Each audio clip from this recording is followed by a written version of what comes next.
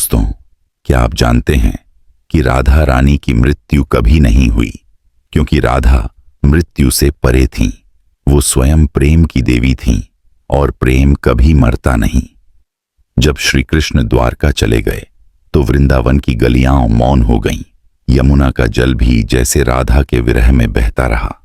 राधा घंटों यमुना तट पर बैठी रहतीं, जहां कभी कृष्ण ने बांसुरी बजाई थी। अब वही बांसुरी की धुन उनके हृदय में गूंजती थी, मगर बांसुरी वाला वहां नहीं था। उधर द्वारका में श्री कृष्ण राजसी वस्त्रों में भी अधूरे थे। महलों की शोभा थी, पर हृदय खाली था। जब भी उन्होंने बांसुरी उठाई, स्वर अधूरा रहा, क्योंकि राधा नहीं थीं। कहते हैं, उस दिन से कृष्ण की आंखों में वही प्रश्न था, क्या प्रेम दूरी में भी पूर्ण रह सकता है?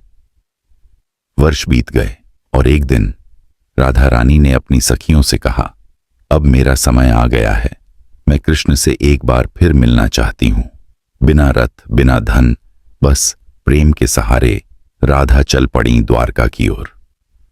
हर कदम पर उनका तन कमजोर हो रहा था, लेकिन मन और भी प्रकाशमान होता जा रहा था। जब वे द्वारका पहुंची, कृष्ण राजमहल में ध्यानमग्न थे, और जैसे ही उनकी नजर राधा पर पड़ी, समय थम गया। कृष्ण ने कहा, राधे, इतने वर्षों बाद तुम आई, अब क्या चाहती हो? राधा रानी ने कहा, प्रभु, बस एक बार वो बांसुरी की धुन सुनना चाहती हूं जो कभी वृंदावन में बजती थी। कृष्ण ने बांसुरी उठाई और वही धुन बजाई जो केवल राधा के लिए थी। उस धुन के साथ राधा मुस्कुराईं, उनकी आंखें बंद हुईं और वे कृष्ण के चरणों में समाधि में लीन हो गईं। कृष्ण ने अपनी बांसुरी उठाई और धीरे से समुद्र में प्रवाहित कर दी, क्योंकि उस दिन के बाद उन्होंने कभी बांसुरी नहीं बजाई। समुद्र की लहरें शांत थीं, हवा में एक मधुर करुणा थी।